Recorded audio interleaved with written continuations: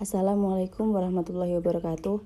Saya Wafik Nurul Azizah dengan NIM 222111368 akan mempresentasikan tentang kedudukan hukum perikatan Islam di Indonesia. Pengertian perbankan syariah. Perbankan syariah adalah sistem perbankan yang beroperasi sesuai dengan prinsip-prinsip hukum Islam atau syariah. Prinsip-prinsip ini ditetapkan berdasarkan ajaran Al-Quran, hadis, dan pendapat ulama dalam Islam. Perbankan syariah bertujuan untuk menyediakan layanan keuangan yang sesuai dengan prinsip-prinsip syariah, yang meliputi larangan riba, gharar, dan praktik-praktik lain yang diharamkan dalam Islam. Selanjutnya ada ciri-ciri perbankan syariah.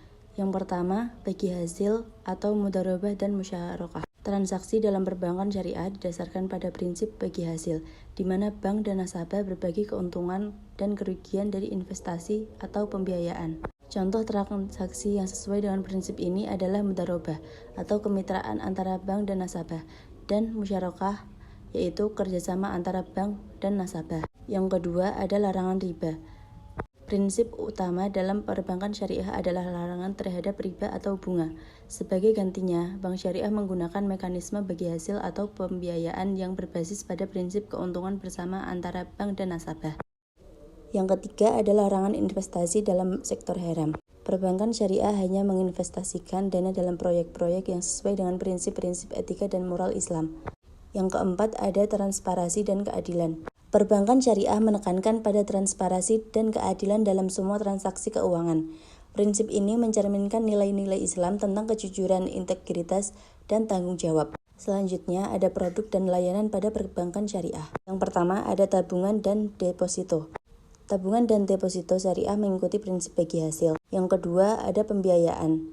Pembiayaan syariah meliputi berbagai produk seperti murabahah, pembiayaan jual beli dengan keuntungan yang telah ditetapkan sebelumnya, mudharabah atau pembiayaan bagi hasil, musyarakah, kerjasama antar bank dan nasabah, dan yang terakhir ijarah dan pembiayaan sewa.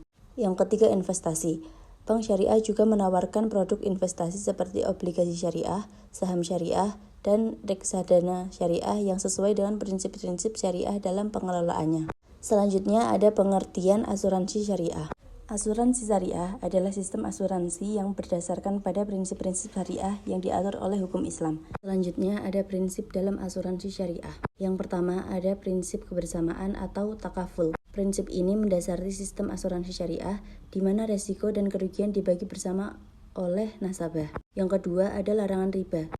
Asuransi syariah menghindari unsur riba atau bunga dalam segala bentuk transaksi dan investasi. Oleh karena itu, tidak ada pembayaran atau pengumpulan bunga dalam sistem asuransi syariah.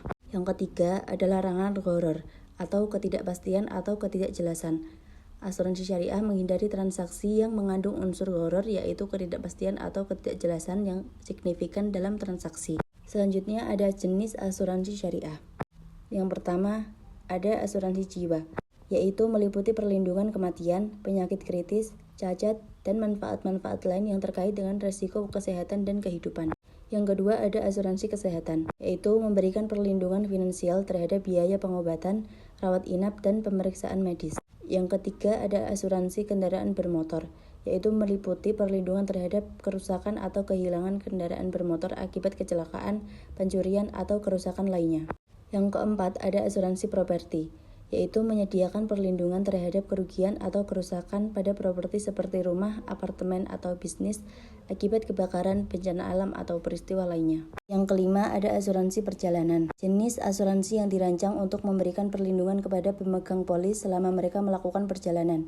Perlindungan ini dapat mencakup berbagai risiko yang mungkin dihadapi selama perjalanan, seperti pembatalan perjalanan, kehilangan bagasi, kecelakaan, atau kebutuhan akan perawat medis darurat. Yang keenam ada asuransi tanggung jawab publik, jenis asuransi yang memberikan perlindungan terhadap klaim atau gugatan hukum yang diajukan oleh pihak ketiga terhadap pemegang polis sebagai akibat dari cedera atau kerusakan properti yang disebabkan oleh kegiatan atau operasi bisnis pemegang polis. Yang terakhir ada asuransi komersial, yaitu jenis asuransi yang ditawarkan kepada bisnis atau perusahaan untuk melindungi mereka dari resiko-resiko tertentu yang terkait dengan operasi bisnis.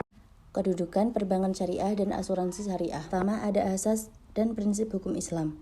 Perbankan syariah dan asuransi syariah di Indonesia berada di bawah naungan hukum Islam sebagai asas utama dalam operasionalnya. Yang kedua, ada pengaturan oleh otoritas yang terkait. Otoritas Jasa Keuangan atau OJK adalah badan yang bertanggung jawab atas pengaturan dan pengawasan industri keuangan, termasuk perbankan syariah dan asuransi syariah. Yang ketiga, ada peraturan dan standar syariah. Dewan Syariah Nasional atau DSN, Majelis Ulama Indonesia atau MUI, memainkan peran kunci dalam menetapkan fatwa dan pedoman syariah. Yang keempat, ada kontrak perikatan syariah. Transaksi dalam perbankan syariah dan asuransi syariah berdasarkan pada kontrak perikatan syariah yang mengikat antara lembaga keuangan syariah dan nasabah atau peserta. Yang kelima, ada pematuhan terhadap prinsip syariah. Kedudukan hukum perikatan Islam di Indonesia menuntut lembaga keuangan syariah, baik bank maupun asuransi, untuk memastikan pematuhan penuh terhadap prinsip-prinsip hukum Islam dalam setiap aspek operasional mereka. Yang keenam, ada kesesuaian dengan undang-undang. Perbankan syariah memiliki peran penting dalam mempromosikan inklusi keuangan, mengembangkan ekonomi mikro dan mencegah serta mendukung pembangunan berkelanjutan. Yang ketujuh, ada perlindungan terhadap konsumen. Perbankan syariah memiliki peran penting dalam mempromosikan inklusi keuangan, mengembangkan ekonomi mikro menengah serta mendukung pembangunan berkelanjutan. Baik, apakah dari teman-teman ada yang mau dipertanyakan? Sekian dari saya, bila ada kesalahan mohon dimaafkan. Wassalamualaikum warahmatullahi wabarakatuh.